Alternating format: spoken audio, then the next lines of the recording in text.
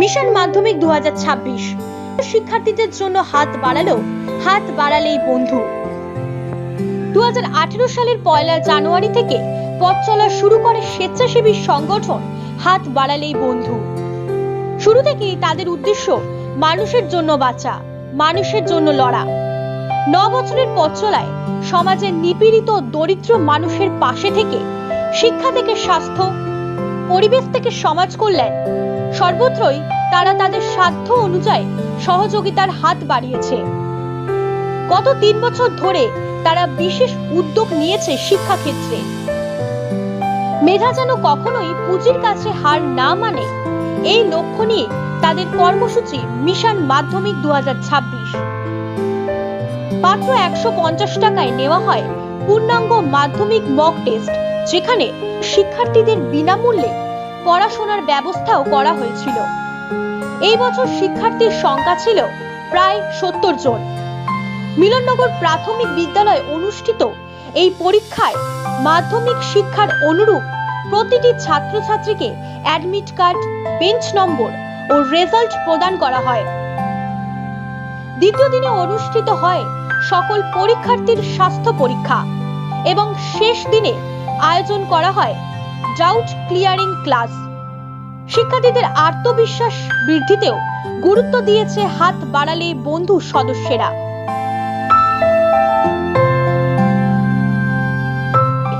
বিজ্ঞান বিষয়ের ওপর 5 ঘন্টা ব্যাপী বিশেষ এক্সট্রা ক্লাস নেওয়া হয় কোনো পারিশ্রমিক ছাড়াই, যাতে পরীক্ষার পূর্বে ভয় ও দ্বিধা কাটিয়ে ছাত্রছাত্রীরা দৃঢ়ভাবে এগিয়ে যেতে পারে। হাত বাড়ালেই বন্ধুর সভাপতি সৈকত গোস্বামী বলেন, প্রত্যেকে যদি সামান্য করে পাশে দাঁড়ায়, সরকার যদি দৃষ্টি আকর্ষণ করে, তবে আমাদের এই প্রয়াস আরো বড় পরিসরে ছড়িয়ে দেওয়া সম্ভব। Bureau report, news 24 Bangla live.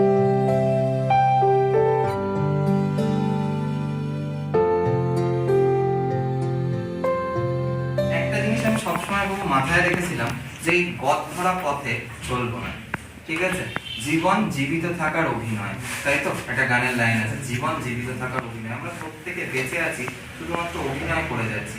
3টে জিনিস খুব প্রয়োজন: রুটি, কাপড়া আর মকান। খাদ্য, বস্ত্র আর বাসস্থান। এই 3টে জিনিসের জন্য আমরা প্রত্যেকে রোজ দিন সকালে উঠি এবং সংগ্রাম করে যাই। এই 3টে জিনিস বাদে আমাদের আর অন্য কোনো কিছু চাওয়া বা পাওয়ার থাকে না। কিন্তু এই 3টে জিনিসের জন্য যখন আমরা সুখকে স্যাক্রিফাইস করি না, এই যে আমার যারা বন্ধু বান্ধব গুলো অনেক বাইরে গিয়ে পড়ে আছে, তারা যখন ফেরে না, তাদেরকে মনে হয় একটা শুকনো কাক ফিরেছে, তৃষ্ণার্ত এক কাক, যে কাক অনেকদিন জল খেতে পায়নি, জলের জন্য তারা ঘুরে বেড়াচ্ছে। কিন্তু তাদের কিন্তু ওই জীবন থেকে ওই সুখ শব্দটা হারিয়ে গেছে। কোথায় হারিয়ে গেছে জানিস? ওই পুঁজিবাদের কাছে তারা হারিয়ে গেছে। আর আমাদের লড়াইটাই, হাত বাড়ালে বন্ধু লড়াইটা সেই পুঁজিবাদের বিরুদ্ধে।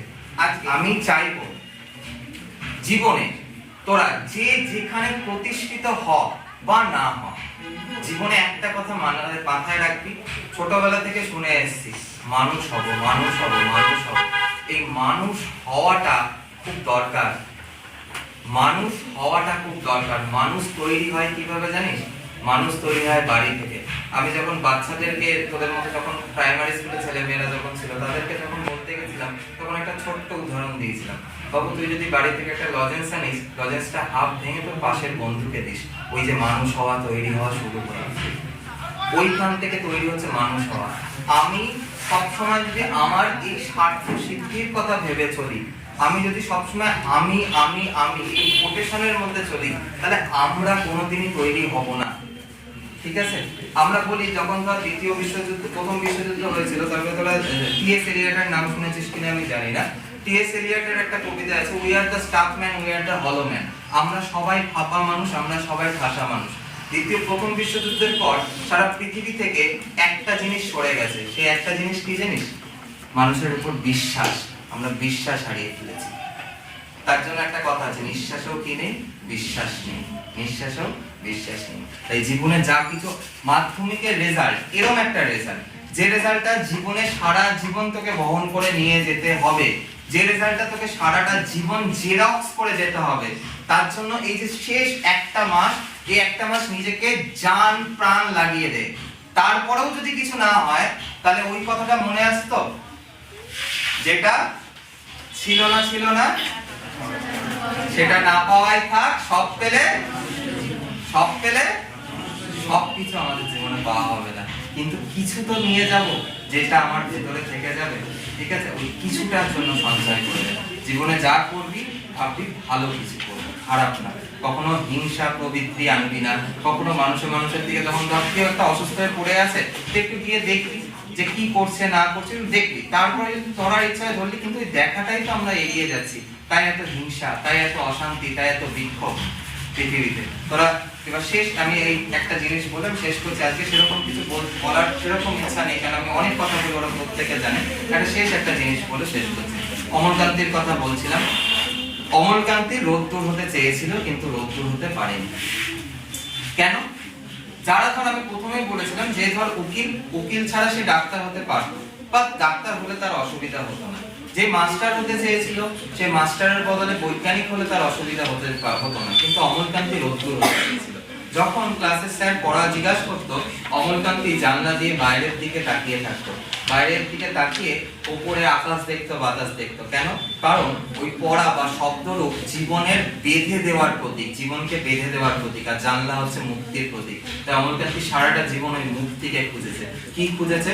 সুখকে খুঁজেছে। সেই সুখের জন্য সে রোদ্দুর হতে চেয়েছিল। সেই রোদ্দুর কিভাবে হয়? রোদ্দুর কি কোনো একজনকে আলো দেয়? রোদ্দুর দেখবি সার্বিক ভাবে আলো দেয়। রোদ্দুরের ভেতরে কৃপণতা নেই, রোদ্দুরের ভেতরে আটকে রাখা নেই, রোদ্দুর খোলা, রোদ্দুর মুক্ত। আমরা জীবনে যদি বাঁচি, কোনোদিন আর্থিক জটিলতার কাছে নিজেদের মাথাটা নিচু করে ফেলবো না, তাহলে জীবনের অনেক কিছু আমাদের জীবন থেকে হারিয়ে ফেলবে। আমরা রোদ্দুর হওয়ার চেষ্টা করব, যে রোদ্দুর প্রত্যেকের গায়ে এসে লাগে, যে রোদ্দুর গাছের পাতা থেকে গাছের পাতায় ছড়িয়ে যায়, যে রোদ্দুর মানুষ থেকে মানুষে ছড়িয়ে যায়। এই যে হাত বাড়ালেই বন্ধুর মিশন মাধ্যমিক 2026, প্রথমে এই মক টেস্ট সম্পর্কে কিছু বল। আমরা 2018 সালে আমাদের এই জার্নি শুরু করেছিলাম হাত বাড়ালে বন্ধুর। আমরা মূলত কাঁসাপাড়া এবং তার তৎসংলগ্ন এলাকায় একটা স্বেচ্ছাসেবী সংস্থা বা সমাজসেবী সংস্থা হিসাবে কাজ করি। আমরা শুধু যে মক টেস্টের মধ্যে আবদ্ধ আছি তা নয়, কিন্তু আমরা এই মক টেস্টটা শুরু করেছি 2022 সাল থেকে। আমরা মূলত আর্থিক পুঁজিবাদের বিরুদ্ধে শুধুমাত্র ইচ্ছা থাকলে উপায় হয়, এই কোটেশনটিকে মাথায় রেখেই মাত্র 150 টাকার বিনিময়ে আমরা শুরু করেছি মিশন মাধ্যমিক 2026। এর আগে 2023 হয়েছে, 24 হয়েছে, 25 হয়েছে, এবার আমরা চতুর্থ বর্ষে এসে উপস্থিত হয়েছি। প্রাথমিক ক্ষেত্রে যখন 2022-23 সাল ছিল, তখন 13 জন মাত্র ছাত্রছাত্রী আমাদের এই ইনস্টিটিউটে পরীক্ষা দিয়েছে, কিন্তু তারা প্রত্যেকেই এক্ষেত্রে উপকৃত হয়েছে। আমরা এবছর প্রায় 70 জন ছাত্রছাত্রী পেয়েছি, এবং আমরা আমাদের ফর্ম ফিল আপ বন্ধ করে রেখেছিলাম, যাতে আর আমাদের ক্যাপাসিটি ছিল না। আমাদের স্বাদ অনেক, কিন্তু আমাদের সাধ্যটা অল্প। তার জন্য আমরা চেষ্টা করছি এই অঞ্চলের প্রতিটা ছাত্রছাত্রীর যাতে উপকার হয়, তার জন্য আমরা প্রত্যেক দিন প্রায় টানা 1 মাস সায়েন্স গ্রুপের ওপর এখানে এক্সট্রা ক্লাস করেছি, কোনো রূপ বেতন ছাড়া। আজকে ওদের ফলাফল প্রকাশ পেল। সর্বোচ্চ নাম্বার 642 পেয়েছে অর্ণব নাথ এক্সপেরিমেন্টাল স্কুল থেকে, এবং তারপরে চম্পক দাসবংশী, এবং তারপরে দেবাঞ্জনা পাল। প্রথম 3 জনকে দেওয়া হয়েছে ট্রফি। এছাড়া প্রত্যেকের জন্য ছিল মেডেল। 10 জন, প্রথম 10 জনের জন্য ছিল মেডেল। এছাড়া আমরা প্রথম দিনকে তাদেরকে তুলে দিয়েছি পেন।